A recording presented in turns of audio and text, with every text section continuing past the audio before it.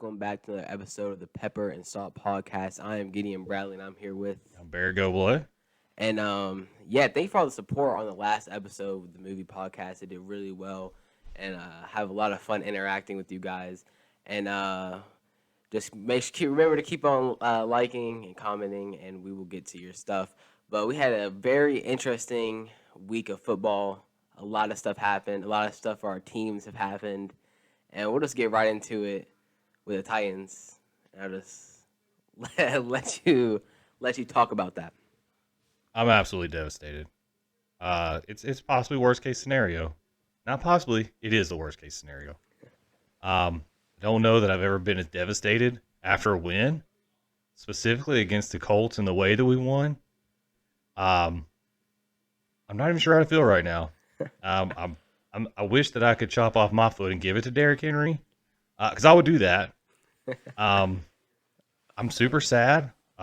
We came in and we were leading the AFC and life was great. And then my phone starts blowing up. And then we come to find out Derrick Henry's got a broken foot and has to have surgery. And he's going to be out for 6 to 10 weeks. So, not great. Signed a 36-year-old Adrian Peterson. I'm scared. I don't know where we're gonna go. We're gonna find out, I guess, because then we got to turn around and play the Rams on Sunday night. So we're really gonna find out where we're at, I guess, really quickly. Yeah, it was devastating, man. Seeing that news is just horrible because he was on such a tear. Had a great chance to get 2,000 yards. That's all in the toilet now. But now I think you just kind of circle the wagons, and I guess we'll find out what Vrabel's made out of. I mean, is he who he is because of Derrick Henry, or can he coach his way out of this hole, I guess, because he's never been without it. So we're going to find out. Kind of like when Belichick lost Brady. We're going to find out what we're made of, I guess. But let's get to the game. Let's get past the sadness, okay? I'm moving past it. I'm still sad, but when Sunday night gets here, I'm back. We'll be fine. So this Colts game was absolute insanity. Yeah, never seen a game. I've never been so sad and happy in a game in my entire life. It was like an emotional roller coaster. Titans go down 14, come back. It's 17-14 at halftime. We were watching it. Yeah. I tell Gideon, I'm like, if we put 14 on the board, we got a chance. Go to half at 17-14. Then the second half happens, which is even crazier than the first half. Almost get Carson Wentz for a safety. Instead, he throws a pick six in the end zone. It was the craziest, dumbest play I've ever seen in my entire Carson life. Wentz types play. I mean, what? So I'm losing my mind in my home. I'm sure my neighbors were like, what is this dude doing? I'm about to blow my whole house down because this is the craziest thing I've ever seen. Then we give Carson Wentz the ball back. 2 pass interferences later, they're in the end zone. Now we're going to overtime. Lose the flip, give Colts the ball right back. So I'm sitting here going, okay, well, here we go. And then here comes Kevin Byard like an angel out of the outfield and gets the craziest pick out of nowhere. And then we're kicking a field goal to win the game. And I'm so happy. And then we find out Derrick Henry's foot's broken. And then I would give that win back. You could have that win and another one to give me back Derrick Henry. Well, devastating. With that game, the Titans have one of the best records in the AFC. Do you feel like the Titans are still that team without Derrick Henry? No. However, I do feel like the Titans have a chance. I think that they can play their way out of that. If Julio can get back on the field in some sort of meaningful way as far as snaps, I feel like if you can have AJ and Julio on the field together and use Adrian Peterson and Dante Foreman kind of as a duo, and you still got McNichols as a third down back. So I think you can do it, but you're going to have to definitely get creative in your play calling because I don't know that. I mean, there's no substitute for Derrick Henry. Derrick Henry's one of one. There's no other Derrick Henrys. Other teams can't even prepare for that because you can't practice against anybody like that. So he's irreplaceable, but I feel like the Titans have a good enough roster and nucleus of players. They're about to get their best cornerback back. Christian Fulton's coming back this week or next. So I feel like if you can solidify that defensive side of the ball and maybe play your game enough to where you can still utilize play action, I think you can play your way out of it. I mean, you just got to make it to the playoffs. You're already 3.5 games ahead of the Colts. So at this point, you just gotta beat the South and get yourself to the playoffs, and then hopefully you can get Derrick Henry back at some point through that process. Hopefully in the playoffs. Well, I mean, I do want to say this while watching this game. Another week passes, another podcast is here. Tannehill didn't play great. No, he had an absolutely terrible pick. I concur. Let's say hypothetically the Titans don't perform. Is this kind of like a, well, what do we do at quarterback now type of thing for the Titans? I don't know that you pull the panic button.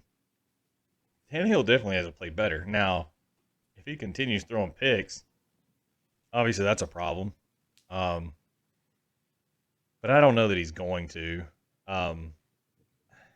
He throws bad picks every once in a while, and he definitely threw a terrible one against Indy.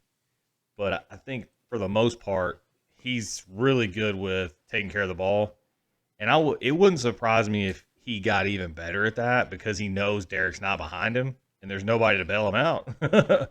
So we're going to find out what he's made of because he's going to have to carry it. I mean, the one time they didn't have Derrick Henry was against New Orleans, in 2019? Yeah, a long time ago. Yeah, and he threw 3 touchdowns. And, I mean, they lost on a bogus call that should have been – but he played. So I think they got a chance, but I don't know that I'm pulling the panic button on that. Yeah, I mean, if I was a Titans fan, I wouldn't be. I would be worried, but I'm looking at the division. I still feel like y'all the best team in the division without Derrick Henry. I think the Colts are all right, but I don't feel the full there. Jaguars obviously not there. Texans obviously not there. So I feel like the Titans are sitting. I feel like where they're at now, that they're in a. This is the best position to lose Derrick Henry is right now, because you would have him by the playoffs. That's true, and you got your win against the Colts, Yeah. so you swept that series, and you put them 3.5 games down. So, and their schedule's not easy for the remainder. They're uphill sledding for sure. So, yeah, man, I think the Titans. I think they'll be okay, but obviously you can't replace that, and obviously it's going to affect how you try to play because you can't replace it. There's nobody out there that's gonna come in and take that spot, right? We're gonna try to probably use 2 people, and you still ain't gonna take that spot. Yeah. So, I mean, I think at this point, I think we're so far ahead in the South. I think we'll be fine. I think we're definitely probably. I know we're only halfway through the season, but I think we're a lock for the playoffs because the AFC's a mess all over. Look at the AFC North. It's a hot mess. They're going to be beating each other up all year. Every team in that division is 5-4 wins. So I think we should be fine to make the playoffs, but we'll see what happens. But let's move on to our other homer game of the week for Gideon, Seahawks and the Jags. This was much less exciting than you thought it was going to be. Yeah. But I'm going to let Gideon give a rundown on that.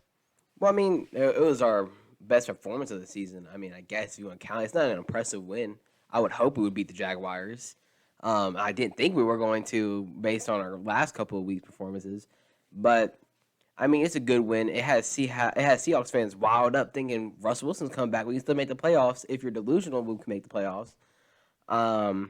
I mean, I still don't think there's any reason we bring back Russell Wilson. We still have to play the Cardinals twice, and we have to play the Rams again. So, I mean, overall, the Jaguars game was a good game. We passed the ball really well. We finally let Geno pass, and when we let him pass, good things happen. DK Metcalf has 2 touchdowns. Tyler Lockett has like 160 yards. So it was a really good performance offensively. Defensively, we stepped up. Bobby Wagner lost his mind. Yeah, I mean, Bobby Wagner's always been so good for us and continues to be good for us. Jamal Adams played very well.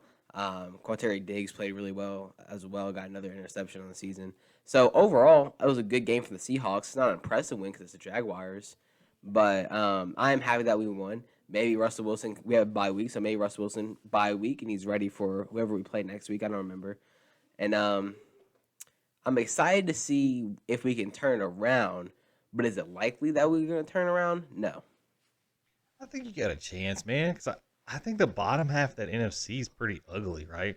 It's very top-heavy. So I think if you can get Russell back after the bye week and you can start stringing together some wins, I think you could definitely steal a wild card in the NFC for sure. Because you've got a bunch of 7-1 teams, and then under that is it's a logjam, man. Well, think about this. Oh, what Russell Wilson are we getting? Are we getting a 70% Russell Wilson, 80% Russell Wilson? Because we need 100% Russell Wilson to get in that position. That's as simple true. as that. That's true, but you also got to look at this right now. If the playoffs start today, the Panthers are in at 4-4. Wow. You see what I'm saying? Yeah. So that's what I mean. It's absolutely doable. It is doable, but I don't know how comfortable I am with also our schedule. It's gonna be interesting. I can't wait to see where we finish. Yeah, we'll see. Like I said, I think Russell's coming back. You saw the picture today. I mean, the pin's out. So, and I think he's fast tracking that thing to get back on the field as soon as possible. I know you're wanting to put him on the shelf for the rest of the year, but he ain't that guy. Russ ain't that guy. I mean, I had a feeling he was always gonna come back. Just the type of guy that he is. For sure. And But yeah, so I think we're gonna move on to some of the other crazy games. This weekend was, as usual, this whole season's been insane. Yeah. So the Thursday night game, Arizona and Green Bay, this lived up to 127% of the hype and more. This game was absolute insanity. It was back and forth the entire game. Arizona was up, down, up, down. Of course, you got Green Bay coming in without their top two wide receivers. But then you got Aaron Rodgers, who makes everybody look like a top receiver and goes out there throwing touchdowns left and right and all over Arizona's defense, just murdering them. And then the last play of the game. This is where we have a divide here at Pepper and Salt. Okay? We have it and we want to hear what you think. So, is the miss on the last play of the game the interception? It's on Kyler Murray, first off. And I'll tell you why it's on Kyler Murray. It's very obvious what the route was. Because at first I was saying, well, it was obviously something to the D-Hop. But when you look at the play, this play was designed to go over the middle to Christian Kirk. You can just tell how immediately where Kyler Murray's eyes went. This was a design play to hit Kirk in the middle of the field, and it wasn't there. So therefore, Kyler Murray threw it to AJ Green, who I feel like was told that he wasn't getting the ball. So he was not expecting the ball, and Kyler Murray therefore throws it towards AJ Green, and it gets intercepted. Now, whose fault is that? Kyler Murray's. He shouldn't have thrown it, and I would defend that every day. I'm excited. I'm excited to hear you defend that garbage take. So, no way can a receiver turn the wrong direction be the quarterback's fault. How the heck are you running a route in the NFL and you're not even looking at the ball? He wasn't running a route, though. There was no route being ran because he wasn't. Was he run blocking? I don't know what he was doing. But why did Kyler Murray throw my it? point. Why did Kyler Murray throw it? Turn around on your route, bud. What are you doing? AJ Green was literally lighting up Green Bay all night long. They couldn't stop him. How in the world are you not turning around looking at the ball? How does a DB behind you get a pick literally around your body because you never turned around and look at the ball? Oh my God. He should have retired immediately. That was terrible. It was absolutely god awful. It was one of the worst plays I've ever seen in my entire life. And that was 100% AJ Green's fault. You got to be looking for the ball. It's 17 seconds left in the game. In the fourth quarter to win the game. Turn around. At least pretend like you're running a route because then you might have accidentally caught a touchdown. What the heck are we doing? I mean, besides that, I know you don't like Kyler Murray, but please, come on. I mean, You're a wide receiver. I can see what you're saying for that play, but I mean, if it's not the play design, then I feel like he was doing what he was told, just to stay over there and take the defender off away from the middle and block. I don't know. I'm not AJ Green. I don't know exactly what AJ Green was doing. Nobody knew exactly what AJ Green was doing. He didn't even know what he was doing. But I feel like the mistake lies on Kyler Murray. Absolutely not. That's trash wide receiver play. That was god awful. It was horrible. But besides that, I mean, Green Bay played really good without a lot of their players. Aaron Rodgers really lit them up, and I agree. I think Green Bay's legit. It was a great game too. I mean, the NFC is absolutely stacked at the top. It's ridiculous. Yeah. So let's move on to probably one of the most interesting things about this weekend and Monday night. It was revenge of the backups. There were so many backup quarterbacks winning games. It was ridiculous. There's a lot. A ton. So we got New Orleans. Trevor Siemian. Like the done. Broncos. Lights up Tom Brady and the Bucks. I mean, like, lights them up. Like, game-winning drives them down the field and wins the game. What the heck is happening? I mean, I couldn't believe it. I thought once Jameis Winston went, well, I mean, like, even before that, I was like, the Buccaneers are going to win this game. The Saints haven't looked particularly great. And then Jameis Winston goes down. What was it, an ACL tear? Did he tear his ACL? ACL, and I think he injured his MCL, too. So, he's out. And I'm like, well, it's over. I mean, the Saints aren't winning this game. Here comes Trevor. Here comes he comes off the bench as he's in full-blown hero mode to come beat the Buccaneers. Yeah. Like, it ain't even like you were beating the Broncos or something. Yeah. You rolled in here and beat the Bucs, man. Yeah, I mean, it was impressive. It was really impressive. And the game was insane. It was really back and forth the entire time. And this dude never got rattled 1 second. The dude was locked in the whole game and played out of his mind. He never played like that in Denver. Yeah, never. I'm starting to think Sean Payton's a magician. I'm starting to think it was just one of the things where a backup quarterback comes in, they play good. I would highly doubt he plays like that next week or ever again in his career. I think this is a one-time thing, and I think the Saints should be pretty scared of where they're at right now because I don't think Trevor Siemian's good. I think he just made some plays, but I think he's going to get, I'm going to say this. If you played like that against that Bucs defense, you're at least decent. Well, you're come on, man. I don't know. We'll have to wait and see. I'm not saying he's going to be the best quarterback in the world, but I think that Sean Payton knows how to game plan around his quarterback and what their skill set is. He did it with Jameis, and I think he can do it with Trevor Siemian 100%. His defense is good enough to keep them in every single game. And if Trevor Siemian just doesn't make stupid mistakes, the Saints can absolutely win. 100%, because they went toe-to-toe with the champs and beat them with a backup quarterback. I think that what the Saints should do, should get on the phone, go to the broadcast line, ask Drew how he's feeling, what he's doing right now, and if he wants to work out with the Saints real quick. Get out of here. He can't throw it over 15 yards. Yeah, ain't no way. And don't bring up Phillip Rivers either. I did want to bring that up, but I'm not going to bring it, so I don't think it's going to happen. But, Phillip Rivers said he would. Said he was open. He said he was open. But you know what Trevor Siemian needs to say is, this job's closed, buddy. We're good to go. Get out of here. So we'll go to the next one. So I think this one, I want to say this was my most surprising, but this was pretty surprising. The Jets. First off, the Jets beat the Bengals and didn't beat the Bengals. They beat the brakes off the Bengals. They came to play. They came to play. So they beat the Bengals. But not only did they beat the game, they beat him with a backup quarterback that nobody's ever heard of. Who even is this dude?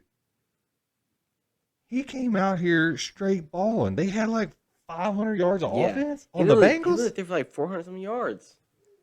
It was insane. 430 something. Yeah, I mean, it was insane. crazy. After the Bengals beat the brakes off the Ravens, you're gonna come and lose to the Jets, and so the Jets have beaten the Titans and the Bengals right now. Yeah, the Jets one of the best teams in the league. The Jets like headhunting the top seeds in the league. Is that what's happening?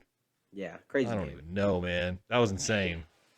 But dude was out of control, and so I'd say this one probably had the most visibility, right? Yeah. So the Cowboys, come out with Cooper Rush. Well, let's get one thing straight. Cooper Rush sucks. I mean, he's not good.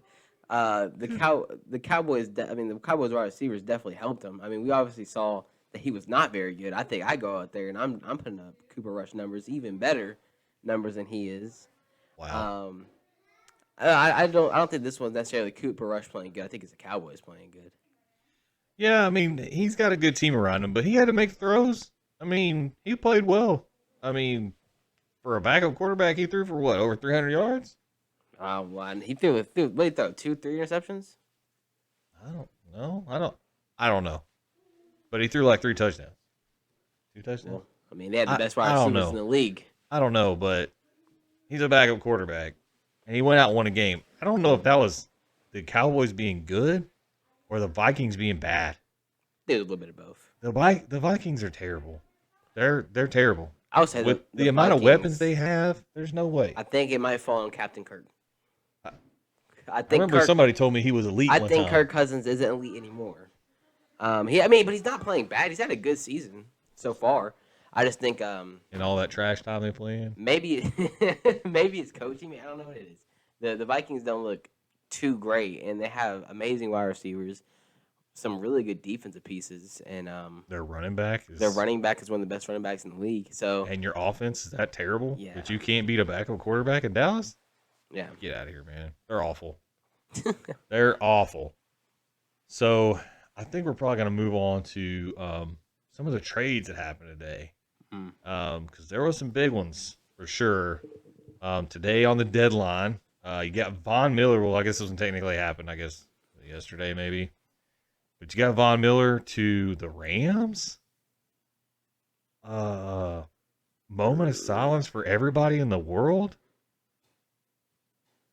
Really? I can't believe it. I don't even. This is why I say Russell Wilson shouldn't play, because he's going to have to go against. I don't think Ryan Tannehill should play. Yeah. Pull him out.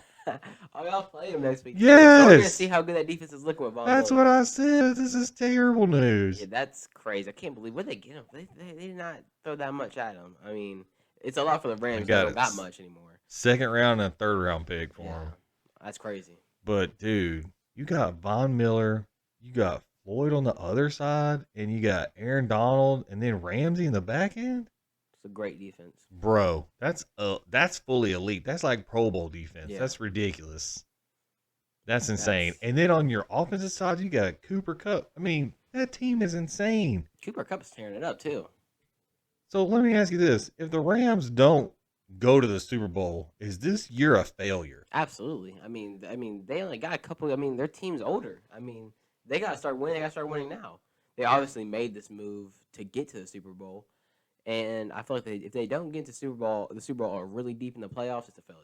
I feel the same way. This was an absolute sellout. I mean, they pushed all the chips in, and they're hell or high water. We're going to the Super Bowl. And if I'm the NFC, you better be put on notice, because I feel like this move was made specifically for Arizona and Green Bay. They 100%. They made this move to say we are going to dominate the NFC and we're going to beat all of y'all. And the Cowboys, yeah. Yeah, and the Cowboys. Because the only way you're beating those teams is a good pass rush. Yeah. And that's one of the best ones I've ever seen. Yeah. That's really good. That's devastating. Also, another interesting one I saw that went out today was Melvin Ingram got traded to the Chiefs. How do the Chiefs even have any cap room? I don't know. But apparently Melvin Ingram wanted out of Pittsburgh. because I don't know if he just wasn't getting playing time or I don't I didn't know know. he was on Pittsburgh. So Exactly. Yes, he was playing for Pittsburgh. And apparently, Tomlin said that he only wanted players that wanted to play for him, and he wasn't going to hold anyone hostage. And so he traded Melvin Ingram to the Chiefs. So, what do you think? Do you think this move makes their defense that much better to make them more competitive, or do you think Melvin Ingram's kind of washed, or what? it does absolutely nothing for them. I don't think Melvin Ingram's that type of player anymore. Um, I mean, I just don't. I don't think the Chiefs are. I don't think they would need a lot more. I mean, we saw that Giants game. Oh my God, did they struggle? Did they really struggled that Giants game? So do I think that like an older version of him is going to do much for the Chiefs? No, I don't think so. I think I mean, you'll notice it, but I don't think it's going to make them much better than they are right now. Yeah, I think they were kind of weak at linebacker, and I think that could definitely help the middle of their defense. Probably help their pass rush because Melvin Ingram's a pretty good pass rusher. And I think that's really the only way their defense operates, right? If they can't get pressure up with their front four, um, then they're losing. I mean, I don't think their secondary is good enough to cover that long. And really, they were built on pass rush or die. Basically, you saw it in the Super Bowl. Yeah. I mean, they can't get home, they can't win. And the way their offense is playing right now, they're gonna have to do something. Because man, Mahomes threw another pick. Yeah. And he should have thrown more than that because Yeah. the Giants dropped at least one that was dead to rights. I don't know what's going on with him, man. I don't know if he's in his own head. I don't know if they're trying to force it because he's got to make plays, but it seems like he's just refusing to take what's there and trying to make that giant play, right? So I'm trying to make the 80-yard touchdown. I would say it's absolutely forcing it. I mean, I think he feels like he has to force it. I mean, I feel like he thinks that defense isn't gonna stop that offense, whatever offense they're going against. I feel like he thinks we have to score, and it's kind of like Russell Wilson last year. You feel like you have to score because you don't know how that defense is gonna play when you get off the field. So, I mean, that interception in the Giants game wasn't necessarily his fault. Oh yeah, I saw it went up like 20 feet in the air. But I feel like he's refusing to take the checkdowns. He's always looking for Tyreek or Travis really deep down the field. I feel like if he just takes what's there, then the Chiefs play a lot better. But he feels like they have to score every drive to stay in the games, and that's not false. That's exactly what I've noticed too. He seems like he's holding the ball too long. I think that's why he's taking way more sacks. He's waiting too long to get through his progressions and to just say, okay, I'm just going to take my check down and get to the next play. And it's caused him to throw a lot more picks, and it's caused him to take a lot more sacks. And I don't know what Andy Reid needs to do to get his head right to make him understand that, dude, just take the check down and move on. And it's so hard. There's so much talent on that team. It's so hard to ever say that they're out of it, right? Like, but that you're watching that Giants game and you're like, dude, are they ever gonna? When are they gonna hit the gas pedal and go to and do what we know they're capable of doing? And it just hasn't happened. Literally, I don't know that it hasn't happened all year. They've been in like neutral all year, and I don't know what the solution for it is, and it's crazy watching it because there's so much talent on that offense. It's insane, and they completely rebuilt that offensive line. And you're watching that, and you're like, okay, they should be good to go now. Dude, they're in a mess, and I don't know how they're gonna fix that. But yeah, and another interesting move, which made me think the Packers were gonna make a move, is they got rid of Jalen Smith, man, who the Cowboys cut, and now they've cut him. This dude was like elite level linebacker last year. It's very interesting because why bring him if you're immediately going to cut him? That's what I don't, and I don't understand what happened to him. Like he was good, and then all of a sudden he just instantly trashed. Like I don't know. Yeah, I don't know. That was an interesting one for me. That's I was just like, weird. wow. But yeah, I don't know what's going on with that. Also interesting moves that didn't happen. Deshaun Watson not getting moved. Remains on the Texans. Remains. So I guess he's just gonna sit out the whole season. I mean, it's not surprising. It's not. I mean, because how do you protect there's no precedent to figure out how to value that trade, and you have no idea what the NFL is going to do. Yeah. So how do you in good faith It's make your trade? such a risk trade because I mean you do the trade and you get one of the best quarterbacks in the NFL, but But is do he gonna be you? able to play for you? Yeah. Is Is he going to actually be able to yeah play on your team ever? Who knows? That's a problem. yeah So until all that gets settled or they figure out what's going on there, I don't think he's going anywhere. Although I do think the Texans are basically shooting themselves in the foot because if there was a deal on the table right then, they probably should have took it. Because since this is now going to drag into the offseason, I don't think the payday's coming that they want. mm, And he's not going to play for him. So it's like a lose-lose, right? Like if it was me, I probably would have took my ejector button when I had the chance. Because the Dolphins were coming to you, you had the Panthers going against them. That was really your perfect opportunity to cut bait and move on. And they decided not to do that. Sometimes you got to know when to hold them, know when to fold them, man. Sometimes yeah. you got to get out just to get out from under the drama that's associated with that. So, Unless they totally think like everything that happened with Watson is completely false and they feel like they can get the true value of what he's worth, then I mean take what's been offered. I mean you got Chris McCaffrey offered to you, and probably some first. I would just take that. I mean, but yeah, it's interesting. it's crazy. It's a crazy situation. But that was surprising. Yeah, I think we're gonna move on now. Let's go to our pick'ems. So, last week was interesting. Yeah, I know. I think Gideon might have gained a little bit of ground. Because I know last week we had our pick'ems, and last week it was Gideon with 10, me with 9. So now our totals: Gideon has 17, I'm at 19. So I'm up by 2. So I'm hanging in there. So and keep sending in those. Keep sending in. Yeah, Keep sending in those ideas. We're still taking submissions for punishments on those pick'ems because we still got a long season to go. So, yeah. So we're gonna go to our picks for week 9.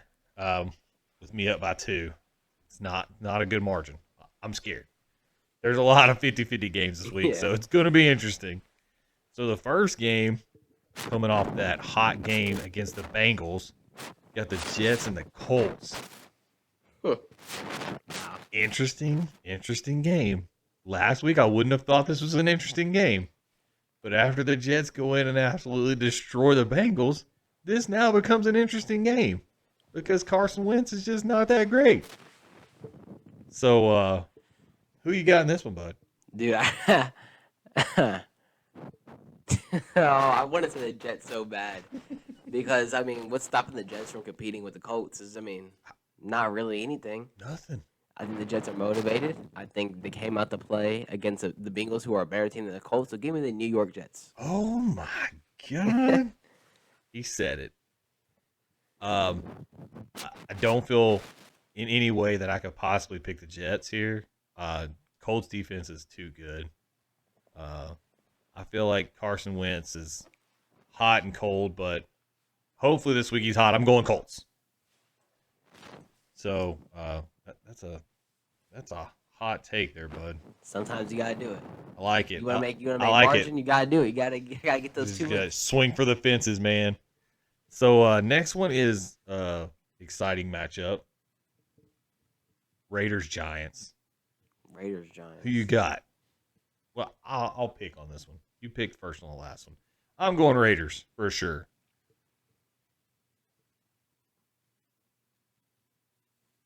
I'm going with the Giants. Oh, and I'm saying the Giants because if the Giants are competing with the Chiefs, then the Chiefs are better than the Raiders. But the Chiefs are not better. The Chiefs are a trash can. I think the Chiefs are better than the Raiders, and I think They're better than the Raiders. You got Daniel Jones. I believe these are the Danny hottest Dimes. takes I've seen in a long time, bud. Get in those comments. Tell me how hot these takes are. These are ridiculous. Next game, Falcons Saints. Okay, I'm going with the Saints. Okay, I see that you've gotten your brain back onto your shoulders. I'm also going Saints. Um, this might be a toss-up right here. 50-50. Bills, Jags.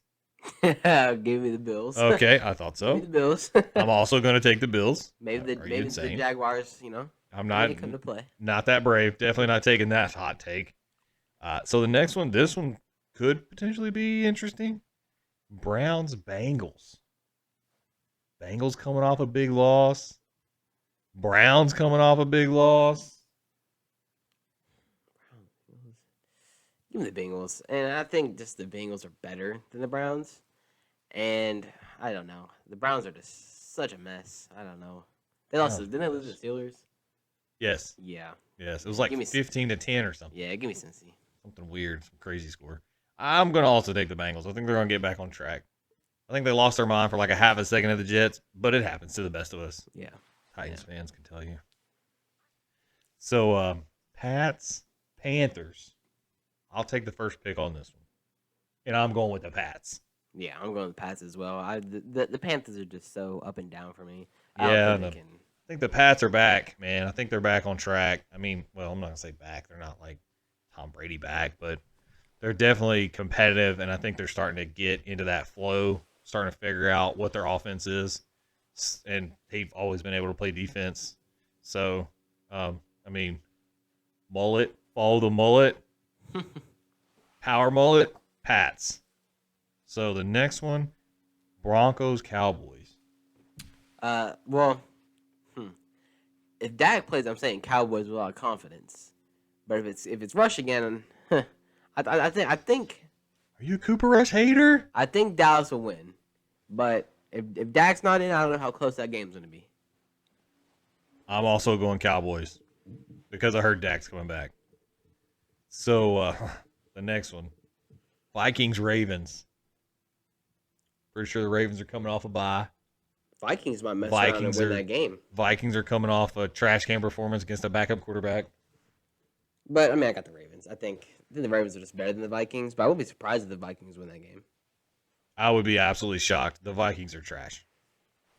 And if you're a Vikings fan, I'm not sorry. Your team is trash. They get really angry when you start talking about their team. Bam.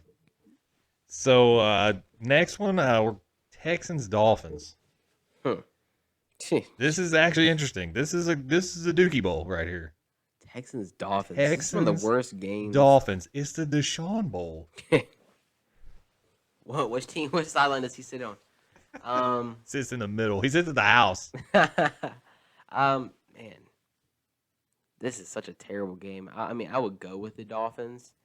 Tua hasn't played terrible. Yeah, I'll go with the Dolphins. I'm also going with the Dolphins. The Texans have literally traded away every good player humanly possible. I'm pretty sure they traded away their best pass rusher to the 49ers today, too. So, I'm going Dolphins. So, the next one. This one actually has become more of a toss-up than I thought it would have ever been. Chargers, Eagles. I don't know what's going on with the Chargers. What the heck is happening? Dude, they're in a free fall. They're in a spiral. We're talking about the Chargers a couple of podcasts ago. We were saying one of the best teams in the league. I know. Obviously, we were incorrect. And they are not. They are not there yet. Yeah. Justin Herbert was seeing ghosts. And you know me. I'm a big Eagles. I'm a big Jalen Hurts guy. Yes, you're like a Jalen Hurts homer. Like if you weren't a Seahawks fan, you'd be an Eagles fan. But I definitely think the Chargers are going to win this game. I think they're going to get back on track. And I mean, we'll see. I mean, the Eagles could win that game. I won't be surprised. Go with the Eagles. I just can't do it, man. I can't go with the Eagles. I can't. Their offense is, yeah, they put 44 on Detroit, but Detroit is literally the worst team that's ever been fielded in football. They're god awful terrible. And they don't bite off enough kneecaps like their coach wants them to. So the next one, now this one, get ready, bud. Packers, Chiefs. Packers, Chiefs, Packers. Chiefs are on the Packers level. If Packers are playing that good without their top wide receiver against the Cardinals, don't think the Chiefs give them that much problems. Yeah, you're right. The Chiefs are trash. I'm going Packers. I thought you were gonna go Chiefs for a little bit. No, man, I can't. Not yet. They got to do something first. Yeah. I don't even know what's happening. I don't know. Please, somebody talk to your quarterback. I don't know what's happening. As a football fan, I don't know. I don't even know what to tell you. So the next one, Cardinals, 49ers. Interesting matchup for you. Kyler's not playing. Is he playing? Does anyone know if he's playing? Oh, I don't know. I don't. That's a good question. I don't think he's playing. Man, you go first. I didn't think about that one. If Kyler Murray's out, who's their backup? I have no idea. Oh man, we're picking blind here, bud. Ooh, Jimmy G, man. Jimmy G has not been playing too bad. Jimmy G, with that Cardinals defense, man. Hasn't been great. This is a tough one. All right, I'm going Cardinals because I'm hoping that Kyler Murray's playing. But if he's not, I'm taking the L because I have a feeling if he's not playing, the 49ers are going to win. I'm going to go with the Cardinals as well. I really do want to go with the 49ers, but the 49ers would just lose that game somehow. I mean, I've seen them play enough times to know that's the type of game they would lose, even if Kyler Murray wasn't playing. So, yeah, I got to go with the 49ers. Going 49ers or Cards? Cardinals. Whoa. I meant Cardinals. Don't put me with those 49ers. Okay. Now for my homer game of the week. Titans-Rams. Jeez. I don't even want to say it. I'll start, and I'll say the Rams. Yeah. You're going with the Rams? No, man. Okay. I'm going with the Titans. You said, yeah. I was like, hold on. Are you that defeated? But I have a feeling we're going to lose. If Derrick Henry was But I will always pick my team. Doesn't matter. I'll take the L. If Derrick Henry was playing and they didn't have Von Miller, this might be different. But then they got Von Miller, and then Derrick Henry's also hurt. I'm so scared. I got to go with the Rams, but I do want the Titans to win this game. We're probably going to die. I hate the Rams. We're probably going to die. But oh, gosh. I'm going Titans. I feel like the Titans, man, I feel like they could upset them. I mean, y'all always... I feel like if the Titans can run the ball at all, I think we can get an upset here. Von Miller's new to the system. Maybe he doesn't know. Maybe this is the perfect time to play the Rams before Von can actually get into the system really well. This is very positive thinking for me. Yeah, I'm saying, like, well, what does mean? He just needs to get to the quarterback. But Maybe he doesn't know how to get to the quarterback anymore. But I'm also very scared. Oh, God. But I'm going Titans. Okay, and then matchup of the week. Dun, dun, dun. Bears, Steelers. Wow. That's actually an interesting game. 50-50 game, I think. I mean, the Bears, Justin Fields is playing very well. I mean, he's making plays. But I feel like the Steelers are the more complete team going against the Bears. The Bears haven't looked amazing. I'll go with the Steelers. You know what? Go with the Bears. Going Bears. Wow. Let's go, Fields. Come on, bud. Wow. I think you got enough mobility to cause problems on that defense. And I feel like Big Ben, man, he's a mess. Literally. I agree. He's a mess. And I feel like the Bears defense is good enough to make him probably turn the ball over a couple times. I think the Bears can win this. It's probably going to be by a field goal. But I think the Bears. It's definitely a toss-up game. For sure. So these picks are pretty interesting. So we'll tell you next week how we do. Fingers crossed. Fingers crossed. I'm trying to hold on. I'm trying to hold on to my 2-point lead. So, all right. So we're going to move on from NFL. We're going to go to some college football because there was some crazy stuff in college football this weekend, as usual. So I think everybody's game of the week, man, was Michigan State, Michigan. The game was amazing. It was really good. It was all over the place. Back and forth. Crazy game. Crazy crowd. Crazy environment. It was insane. But then here you go, Harbaugh. Can't win a big game, man. I mean, like, cannot win a big game to save his life. Well, they go in there undefeated? Yeah. I mean, from the get-go, this was such a good game. This is one of the better games I've watched in a while of college football. Obviously the rivalry. Obviously, the crowd was packed. The crowd was so loud. And just Michigan State was running the ball so well. Dude, their running back, Walker, absolutely this dude had 5 touchdowns. 5 touchdowns and like 200 yards rushing. That is a new Heisman for me. For sure. I mean, Because, gotta be. you run Dude, 5 touchdowns on anyone. it You're up there. was insane. And like he said, it was electrical. It was electric, man. The environment was crazy. The game was literally just like back and forth until like right up to the very end. It was an insane game. Great game. Everything football should be was that game. It was awesome. Absolutely. I don't even have a dog in the fight, and I was literally on the edge of my seat. It was like one of the funnest games I've ever watched. And that dude, if he's not on the Heisman front runner list, I don't know what you got to do to get there because that dude's out of control. Iowa, man, they lost again. They're the pretenders of the college done. football team. I mean, You got killed by Wisconsin?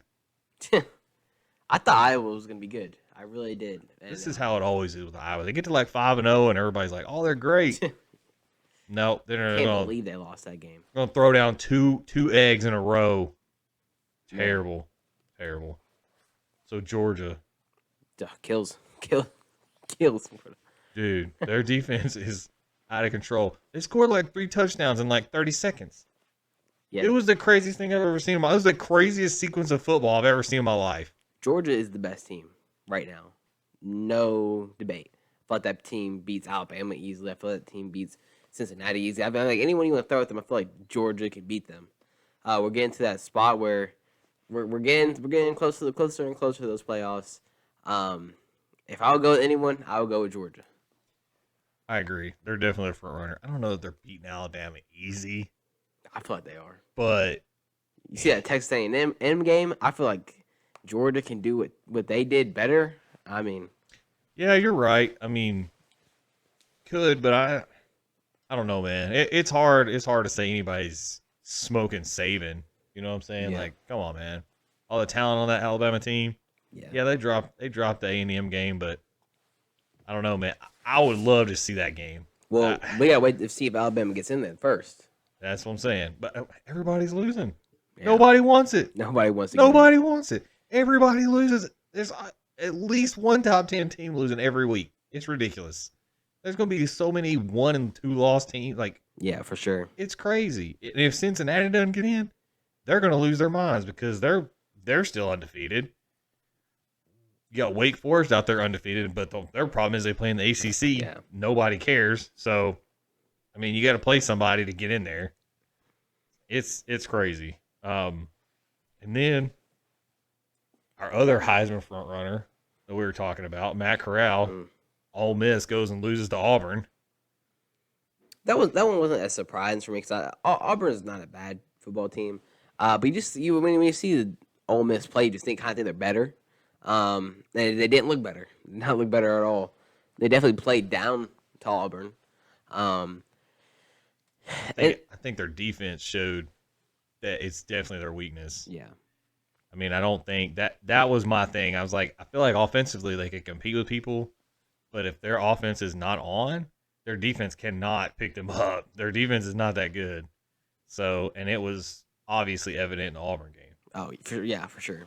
I mean, all their games, obviously. I mean, yeah. And then Kentucky, I guess they were still getting beat by Georgia, so then they got beat again. So the SEC's a hot mess. I mean, like, nobody wants to win in the SEC either, apparently. So, I don't know. College football is crazy, man. Yeah, for me, there's, like, you got Georgia, and then you got everybody chasing them. For sure. That's where it's at. Like, there's no real parity right now, and until somebody shows me that Georgia's got a weakness somewhere, I don't think anybody's touching them. And then this Notre Dame North Carolina game. This was also an excellent game. Really interesting game. You had Howell on UNC, who at the beginning of the season was Heisman favorite, playing against Notre Dame, and that game was just a shootout. I mean, they were really good. Yes, they were scoring left and right, and he did everything humanly possible to put that team on his back and carry them. But that UNC's defense is just too bad. They're terrible. And Notre Dame just scored on them at will. Yeah. So it was just like Both defenses weren't the best. no, but that was a fantastic game as well. I think it was like 77 points scored in that game or something crazy, like ludicrous amount of points by both teams. So college football has been crazy, man. I'm excited to see as it gets down the stretch, kind of where these top teams fall in line for these playoffs. Because I feel like you're gonna have some good matchups, but I feel like it's gonna be tough on the selection committee because it's like, who do you pick? Like, how are you? Yeah. You're gonna have a ton of 1 and 2 loss teams that are quality teams that are just suffering from being in a tough conference. So then it's kind of like, how do you stack those teams? You know, teams in the SEC just got to play better teams. Teams in the Big Ten just got to play better teams. Yeah. So it's kind of like, where does your Cincinnati fall into that? You know, like they're undefeated and they're a really good team, but if you dump them in the SEC, are they undefeated right now? I don't know. Yeah. There's really no way to tell. I would go probably not, but Probably not. But it's interesting, man. We're gonna see what happens with the college football. It's crazy. So now we're gonna kind of transition over to out of football, move over to some basketball. We're gonna go to some NBA stuff. So I think probably the top story is, man, Dame Lillard. We're hearing rumblings that he is like not happy and wanting out, which is crazy because we thought that should have happened over the summer. Yeah. But he's like, I'm staying. And now apparently he is not staying. He should have absolutely left last season. I would have did the same thing Westbrook did. I would have went right to the Lakers. I thought that was the best spot for him to go. Best spot for him to get his ring. And I feel like it's kind of on himself. You didn't have to come back. Before last year, I think it was a couple years ago, it was your contract year. You signed with them again. If you don't want to play for them, do not play for them. I feel like I feel like he had the opportunity to leave. I don't feel like they were going to hold Damian Lillard against his will for everything that he's done for them. I feel like he definitely would have been able to leave. And I also feel like he's one of those guys that isn't transitioning really well to some of those new NBA rules with the refs calling the fouls and not giving them stuff that they would years prior. Mm-hmm. I feel like he hasn't fully gotten into all of that. So it's a very interesting situation. I feel like he definitely should have left last year, and I wouldn't be surprised if he leaves this year. And I feel like this is one of the more serious days. I feel like it's very serious that he could leave this year. Yeah, and what I don't understand is like you knew what this franchise was about, Yes. right? They haven't made any moves to build a team around you. You're literally one of the best players in the league, and they refuse to do anything to put a team around you that makes you competitive. So then why is your loyalty here? I don't understand it. Like, what do you owe them? You gave them everything that you have. You look at that teams like, LeBron goes to Lakers, they get him AD, they get him Westbrook, they give him all these pieces. You gotta respect your guy. So this is strictly for the Trailblazers. They need to put players around Damian Lillard. CJ McCollum is not going to cut it. I love CJ McCollum, but he's not good. He's not a good enough two in common NBA today. So Right, you have to have 2 or 3 good players now. Gotta have 3. So if I'm Damian Lillard, some of it's on yourself, but you need to leave. You need to go. Bye. Yeah, and I like I said, I just don't understand, especially in the modern NBA, why you feel like you owe them anything. Like you could have went anywhere and got a supermax, right? Like they're gonna give you your supermax deal, but why are you not going somewhere else? Because you're literally gonna get that deal wherever you go. Yeah. You didn't have to re-sign that contract. You should have signed with wherever else you wanted to go. And I just like, and at this point, I feel like, man, you can't even really complain about it because you had every opportunity to get out of there. You could have got out like everybody else has, and now you're stuck there, and now you're upset about it. But my thing is like, where could he go? Guess where I'd love to see him go? I would love to see him go to the Clippers. I don't know how they make that possible without giving up PG or Kawhi. But imagine he goes to the Clippers, or maybe the Nets are a little tired of Kyrie. Maybe that's a straight up trade they do. There's a lot of things that you could do. I don't know, man. I don't know that I'm taking Kyrie straight up for Dame.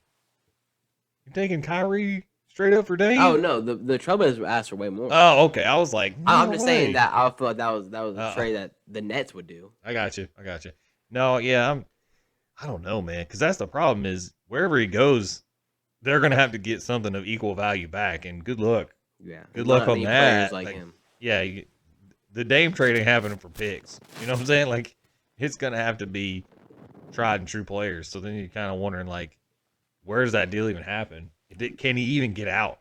Like, I don't know that he can get out. The Bucks would be super fun too. You put him on the Bucks with Giannis, That'll be insane. and that's a trade that could happen. You give him Chris Middleton, you give him a couple of picks that frees up some cap space. A lot of interesting spots for Damian Lillard. Yeah, we're gonna monitor that because that'll be fun. That'll be fun stuff right there. Um, and then man, there's some interesting stories in the NBA right now. I know it's early.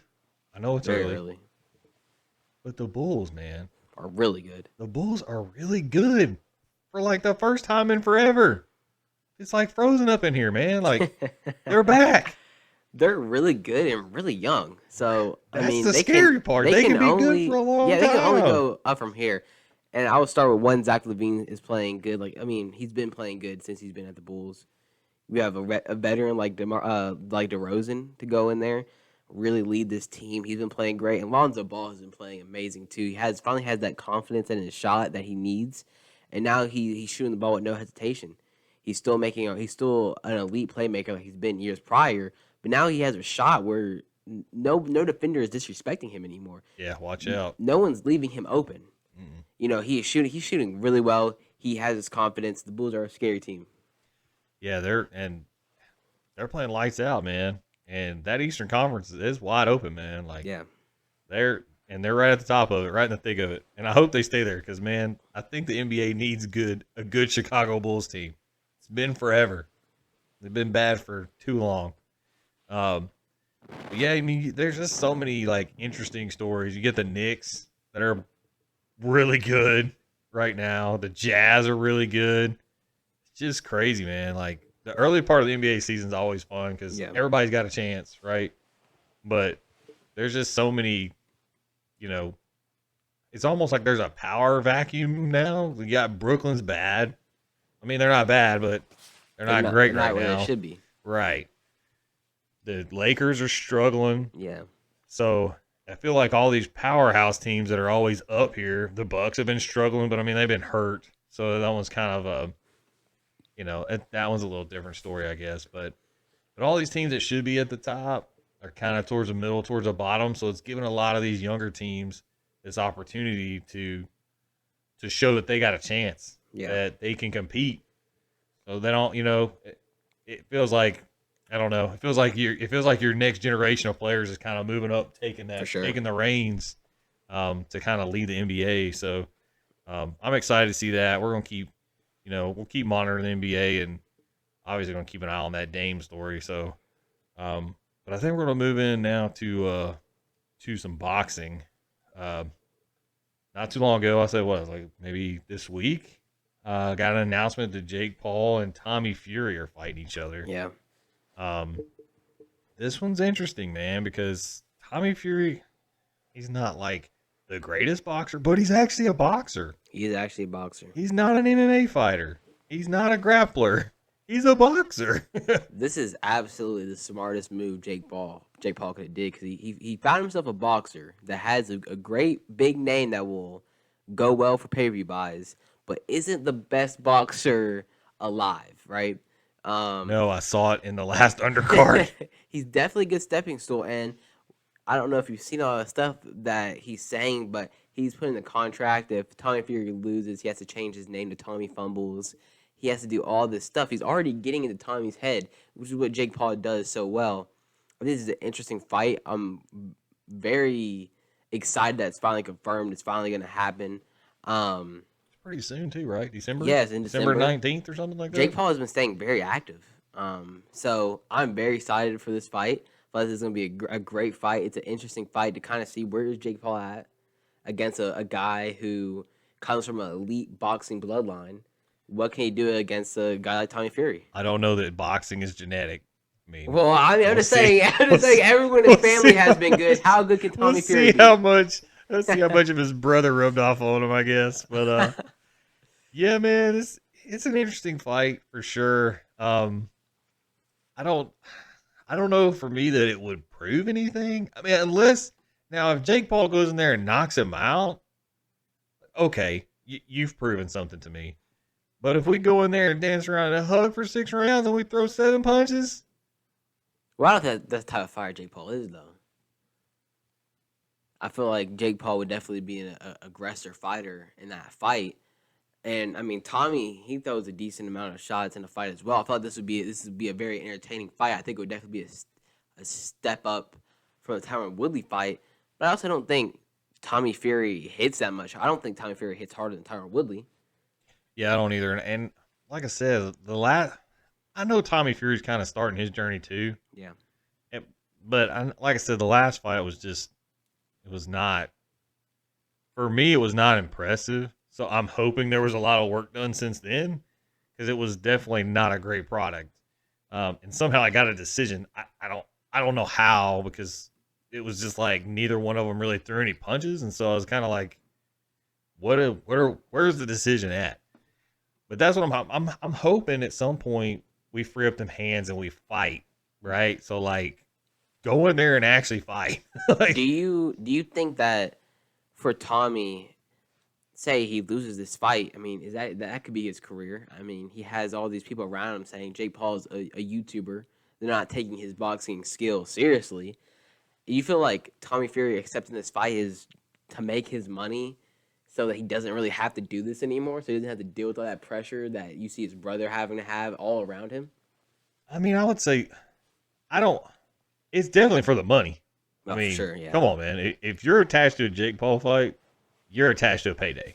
Like, that's what you're going for, right? Because everybody's watching, not because they think Jake Paul's a great fighter, because everybody wants to see the time that he gets beat, right? Yes. Like, that's what it is. And he's just incrementally fighting up just enough to keep it interesting, right? Because he hasn't, like, decided I'm going to pick somebody way outside my class and get myself jacked up. But I'm going to keep picking fighters that are just incrementally better until I can hit that jackpot fight where I can just sail into the sunset and not ever have to worry about it again. Mm. But I also think Jake Paul legitimately wants to be a fighter. Like, he sure. wants to be a boxer. Like, he trains to do it. Now, whether or not he's actually good at it, I don't know, because I don't know that we've yet to see him fight anybody that gave him a challenge, I guess. I'm not saying he's good, but I'm saying he's never fought another boxer. So you think that Willie fight wasn't necessarily a challenge for him? Do you think that was a easier? I think it definitely looked easier for Jake Paul than I thought it would be. He got hurt that one time, but really didn't get hurt much more. Tyrone didn't really throw any strikes. Didn't throw. That's what I mean. Like, I feel like I feel like this is the fight to see because no one has really challenged him. He's been the aggressor in all of his fights. He's been able to control the pace of all his fights. You have Nate Robinson, didn't know what he was doing, got knocked out. Ben Askren, wrestler, got knocked out. And then you have Woodley, didn't throw enough strikes and lost on a decision. Can Tommy Fury stand right next to Jake Paul, throw with him, and have success? That's what I want to see. Yeah, that's the question. And can he? I feel like a lot of these people are fighting not to lose. Yes. Right? Yes. They're not fighting to win. They're just fighting not to lose. They just don't want to get knocked out by Jake Paul. That's it. That's Woodley's thing. If he would have been more aggressive, he was so afraid to get caught with a strike that would, I mean, I guess, quote unquote, embarrass him for the rest of his career. I mean, you're in a boxing fight. Either go in there to win or get knocked out. I feel like that should be your mentality. That's how I feel too. I mean, if you're jumping in there, you're assuming the risk. You know what it is, but you also need to come in there with the heat, man. Like, don't come in there just to not lose, just to not get knocked out, because then you're going to lose, and it makes for a very uninteresting fight. Yeah. Right? Because literally you're dancing or hugging the entire time. We're throwing 20 punches around, and we're just waiting for the end of the fight. And you know, if it's anywhere close, Jake Paul's pulling the decision. So, like, come on, man. Throw. Like, go in there and fight. That's what I want to see. Tommy Fury, will you please go in there and throw punches? Right? If you go in there and throw, I feel like you can win. But if you go in there not to lose like you did in the undercard fight, in Jake Paul's last fight, you're going to lose. That's where it's at. Do you have an early prediction for that fight? Who would you go with today, seeing no sparring, seeing none of the footage leading up to the fight, just raw from what you've seen before? Who would you say you think right now would come up with that? Jake Paul by decision. I think I would go with Jake Paul, but I ultimately think he stops Tommy Fury. I don't know if he knocks him out or he gets a technical knockout, but I think from what I've seen, Tommy Fury isn't the best defensive boxer. He got tagged by a guy that was throwing loopy, just let me pray and throw a strike. I think Jake Paul's a lot more technical than that guy he fought, and I feel Jake Paul has a better understanding of what he's doing. He knows how to fight off his jab, and I feel like Jake Paul has I feel like he's just getting underestimated by that whole Fury family. So if I had to go right now, I think Jake Paul beats him. I think he beats him with style, to be honest.